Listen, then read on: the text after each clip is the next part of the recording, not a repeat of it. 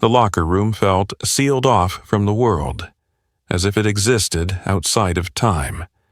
The noise of the arena did not enter loudly. It pressed faintly against the walls, distant and restrained, like something waiting for permission. Every sound inside the room seemed deliberate. Footsteps were softer. Breathing was slower. This was the place where masks came off, long before gloves ever went on.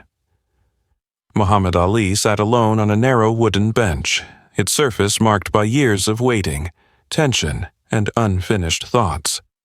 His robe rested open around his shoulders, fabric loose, unthreatening. His hands lay calmly on his thighs, fingers relaxed, unmoving. There was no visible anxiety in him, no pacing, no restless energy. This was not the silence of fear, it was the silence of certainty.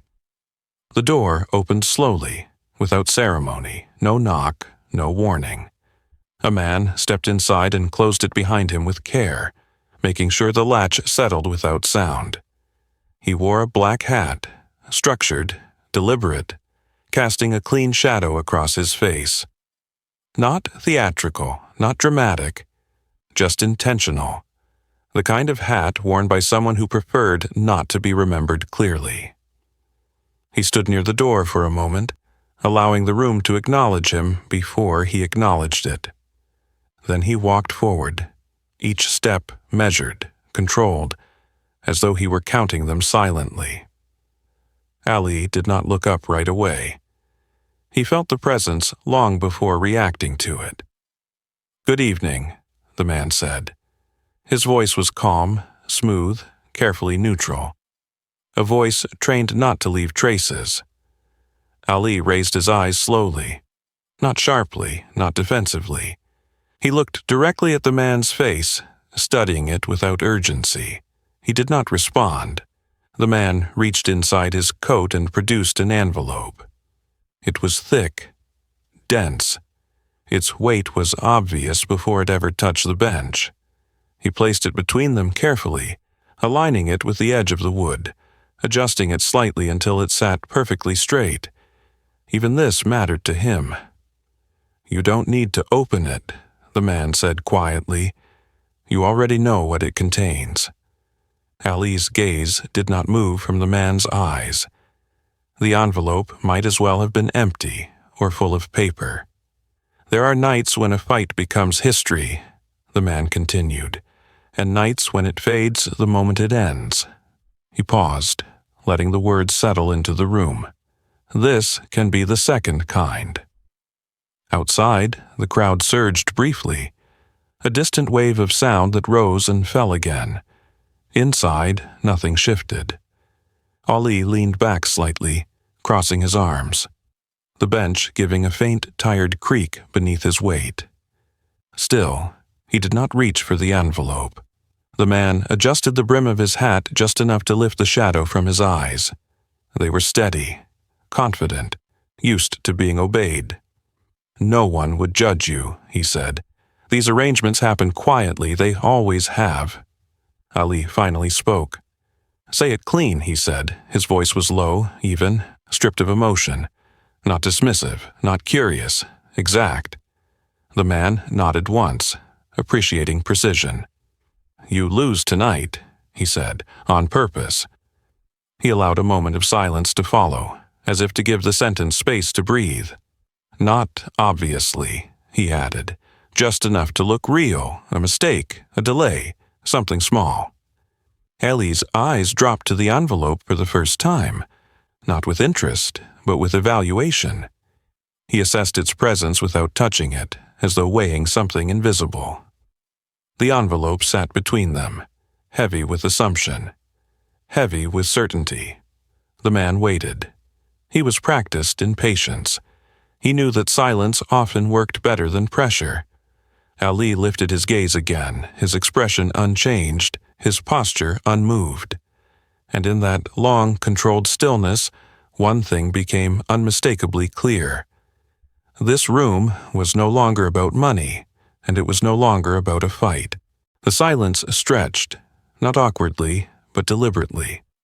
It pressed against the walls of the locker room, settling into every corner, every breath. The man did not rush to fill it. He had learned that silence often worked better than persuasion. Ali remained seated, arms crossed loosely, his gaze steady, not fixed on the envelope, not fixed on the man's hands, on his face. The man took a small step closer, careful not to invade the space too suddenly. He stopped again, maintaining a respectful distance. This was not intimidation, it was negotiation. "You don't have to answer right away," the man said. "There's time." Ali tilted his head slightly, not in agreement, but in acknowledgement. Time existed. He knew that better than most. The man continued, his tone unchanged. "People think fights are decided in the ring," he said.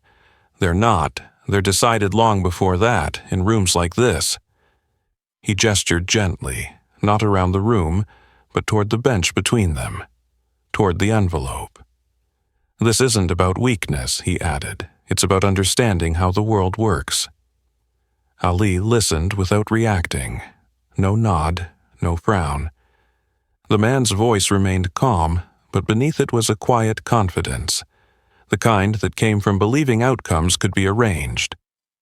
"Win tonight," the man went on, "and you walk out proud. Lose tonight, and you walk out free." He paused, free to choose what comes next. Ali exhaled slowly through his nose, a controlled breath, measured. "You talk a lot about choice," Ali said. His voice was soft, steady, almost conversational. The man nodded slightly. "Yes," he replied. "That's exactly what this is." Ali uncrossed his arms and leaned forward just enough for the bench to shift under him. The sound was small, but it cut through the quiet clearly. He did not touch the envelope. Instead, he placed his hands on his knees, fingers relaxed, grounded. "You ever been in a ring?" Ali asked. The question was not aggressive, not mocking, just precise. The man hesitated, not long enough to be obvious, but long enough to matter. "I've been around them," he said carefully. Ali nodded once. "That's different," he said. The man smiled faintly, as if humoring a detail he found irrelevant. "The crowd doesn't know the difference," he replied. "They only see what they're shown."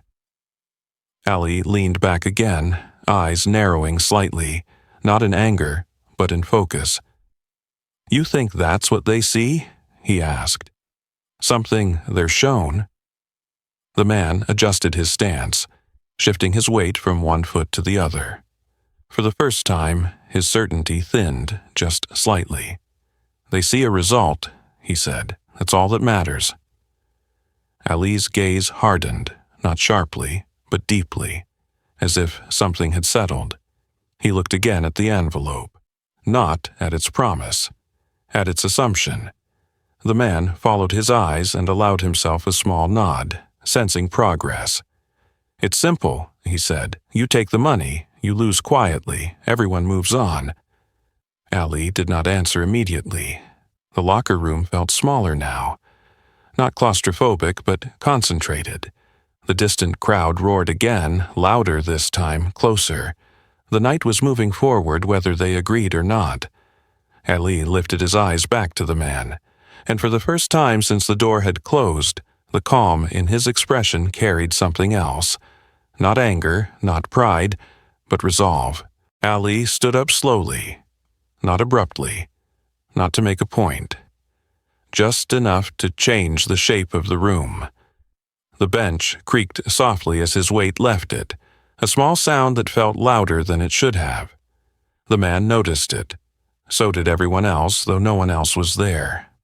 Ali adjusted the edge of his robe, smoothing it once, then let his hands fall naturally to his sides. There was no tension in his shoulders, no stiffness in his neck. He moved like someone who understood space. Muhammad Ali took a step, not toward the man, but toward the open area of the locker room, an empty stretch of floor where nothing had been placed, where nothing had been decided. The man watched closely now. Not with suspicion, with calculation. Ali lowered himself to the ground again, this time into a plank. His body aligned instantly, as if it had been waiting for this position. He began push-ups, slow, exact. Each movement clean, unbroken, identical to the last. No shaking, no rush. His breathing stayed even, controlled, almost distant. Effort existed, but it remained contained, disciplined. The man's eyes followed every repetition, not counting, measuring. Ali stood again without hurry and moved a few steps to the side, then lay back down. Sit-ups followed, steady, patient, unforced. No visible strain crossed his face. "This is what choice looks like," Ali said quietly without stopping. His voice was calm, almost reflective. Not aimed like a challenge, placed like a fact. The man said nothing. Ali rose and walked toward a hanging bag near the lockers. He touched it lightly first, testing its swing, finding its center. Then he began to work it. Not hard, not fast. Each punch landed where it was meant to land. Nothing wasted, nothing excessive. The bag moved, then returned. Ali adjusted, stepped, corrected. "You think outcomes are arranged," Ali continued, his voice steady between movements. "But you don't arrange moments like these." The man shifted his stance, arms lowering from their confident fold. He watched now without disguise. Ali stopped punching and stepped back, letting the bag settle on its own. He didn't force it still. "Money can change a result," Ali said. "It can't change who stands here." He turned and faced the man fully now, not confrontational, present. The envelope still lay untouched on the bench behind them. Ali glanced at it briefly, then looked back at the man. "You didn't come here to buy a loss," he said. "You came to see if I could be bought." The man's jaw tightened slightly. Not anger, recognition. Ali took one final step back, giving the space back its shape. And for the first time since the door had closed, the man understood. This was no longer a negotiation. The man did not move right away. He remained where he was, standing just far enough from Ali to keep the space formal, just close enough to keep it personal. The envelope stayed on the bench, unopened, unclaimed.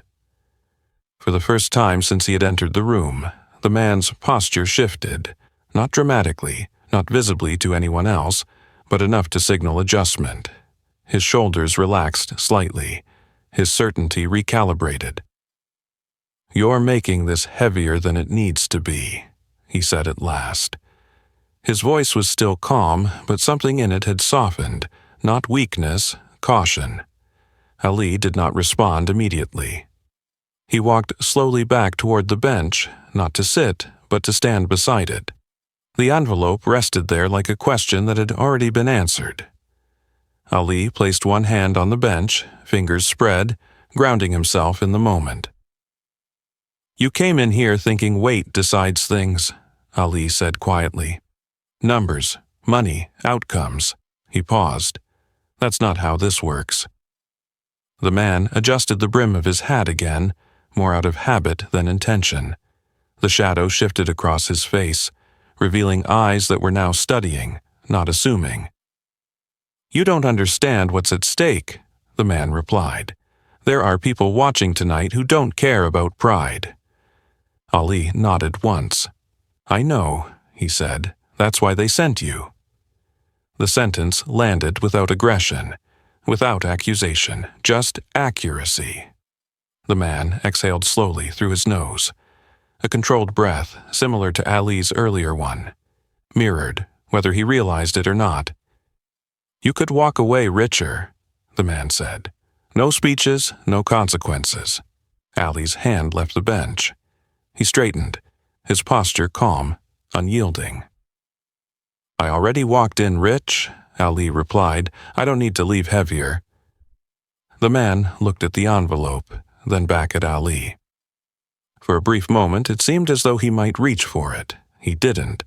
Instead, he took a step backward, then another, not retreat, reassessment. "This isn't personal," he said, almost to himself. Ali met his gaze. "It never is," he answered. The locker room felt different now, not tense, resolved. The man turned toward the door, one hand reaching for the handle. He paused there, his back half turned. "You won't change how this world works," he said quietly. Ali didn't raise his voice. "I don't need to," he said. "I just need to stand where I stand." The man nodded once, slowly, deliberately, then opened the door and stepped out. The sound of the latch clicking shut echoed softly in the room. The envelope remained. Ali looked at it for a moment longer than before. Not with temptation, with closure. He picked it up, felt its weight briefly, then placed it back on the bench. Untouched, exactly where it had been. Outside, the crowd roared again. Closer now, waiting. Ali adjusted his robe, rolled his shoulders once, and turned toward the exit. The fight was approaching, and the decision had already been made. Ali stood alone for a moment after the door closed, not listening for footsteps, not replaying the conversation, just standing. The locker room returned to its earlier stillness, but it was no longer empty. It carried what had just happened quietly, without comment. Ali reached for a towel and wiped his hands once, slowly. Not because they were sweaty, because habits anchor the mind. He sat back down on the bench, the same spot he had occupied before the man arrived. The wood felt unchanged beneath him, but the room did not. He loosened his shoulders, rolled his neck gently from side to side. Small movements, necessary ones. Across the room, his gloves rested neatly in his bag. They hadn't moved. They didn't need to. Ali looked at his reflection in the dull metal of a locker door. Not searching for reassurance, not checking his appearance, just aligning himself. There was no anger in him, no lingering irritation. The offer had not disturbed him. It had clarified something. People always thought the temptation arrived loudly, with urgency, with pressure. It didn't. It arrived calmly, respectfully, as if it belonged there. Ali stood again and began warming up, this time alone. Light footwork, short steps. The floor responded the way it always had. He shadowboxed slowly, letting his arms move without force. Each punch stopped exactly where it should. Each return was clean. This wasn't preparation for violence. It was preparation for truth. He thought of the man in the hat, not with resentment but with understanding. The man had believed money could bend anything if it was offered quietly enough. Ali knew better. Some things don't resist loudly. They simply don't move. A knock came at the door, gentle, professional. 2 minutes, a voice said from the other side. Ali acknowledged it with a simple nod, though no one could see him. He slipped on his gloves and tightened the straps with practiced ease. The roar of the crowd swelled again, no longer distant.